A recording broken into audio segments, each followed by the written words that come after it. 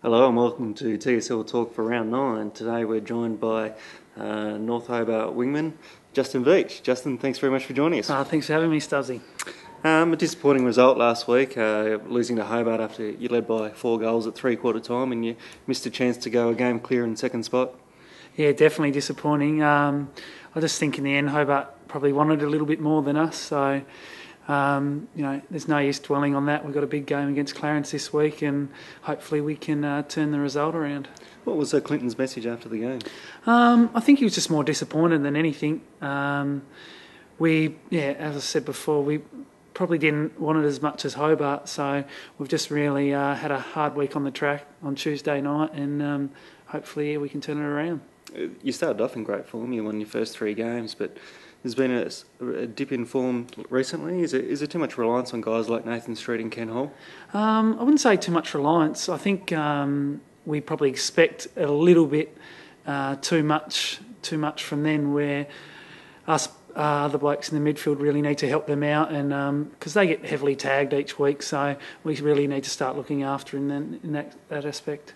You sent out forward Zeke Gardam. He started the season in great form, a bit like the team, I suppose. He had 13 goals in the first 4 games with bags of 4 and 6, but he's gone goalless in the last 4 games. Is his confidence down at the moment? I don't think so. We probably haven't been looking after Zeke as well as we should. Our disposal to delivery to him has been very poor. So it's not that he's not trying or we're not using him. We're just, the way we're using him hasn't been that good. But yeah, Zeke's been really good in the last 4 weeks by heaps of contests and bringing us smaller blokes into the game. So I'm expecting a big game from Zeke soon. So we saw at the start of the season Jesse Wells started in defence, but recently he's gone forward. I think a couple of weeks ago he had a bag of 7. Where's his best position? I think that's the best thing about Jesse is we can use him in both ends of the ground. So the best position is probably down back at full back, just because he adds that big presence. But that's what's so good about him. We can either throw him forward or throw him back. You've got to overcome Clarence on Saturday.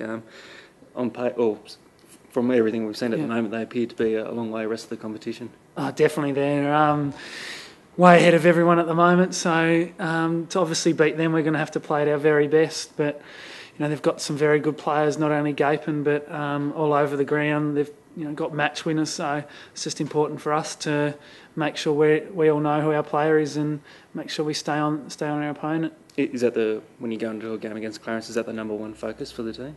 I'm not really sure whether it will be this week, but they have got depth all through their midfield and supply to Gapin, so it's just making sure you know who your opponent is and make sure you can make them less influential.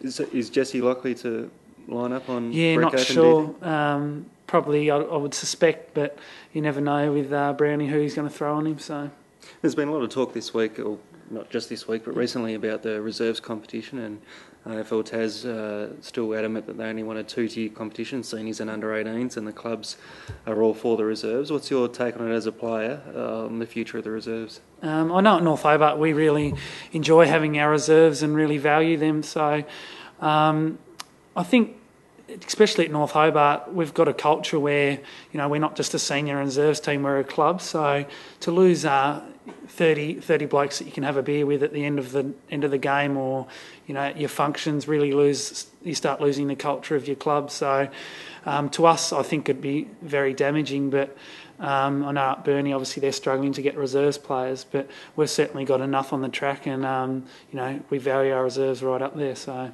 Could it work if these reserves players were at feeder clubs? I'm not too sure. I'm not sure how they would feel going back to regional clubs, and I'm not too sure how the regional clubs would feel if they've just got 1 or 2 blokes popping in every game to try and get back into the North Hobart seniors. So if I was in that circumstance, I don't think I'd like to play down Huonville for 1 or 2 games and try and get back into seniors. Right, let's have a look at the rest of the games for round 9. The round actually starts on Friday night at Aurora Stadium, where North Lonnie, who lost their last 2 games, take on South Lonnie, who are 2 and 6 and 9th on the ladder at the moment. Yeah, I'd probably have to tip North Lonnie there. We haven't actually played either of them, but going. I suppose I can't really say going on form, but I do suspect North Lonnie should get up. Probably an interesting game at Windsor Park. Launceston seemed to have rallied in the last couple of weeks against Burnie, who had a great win last week over North Lonnie. Yep. Yeah, definitely Launceston there. Devonport at home to Glenorchy. Glenorchy's form has been a real worry recently. They've had a lot of injuries as well, but Devonport are on a roll, won the last 5 games in a row. Yep. Glenorchy, obviously beat us, so you never know with them. But up there, I'd have to say Devonport, but only just. And the last game, Hobart, who you saw firsthand last week, at home to Lauderdale. Obviously, Lauderdale rebuilding, trying to get experience in their players, but struggling at the moment.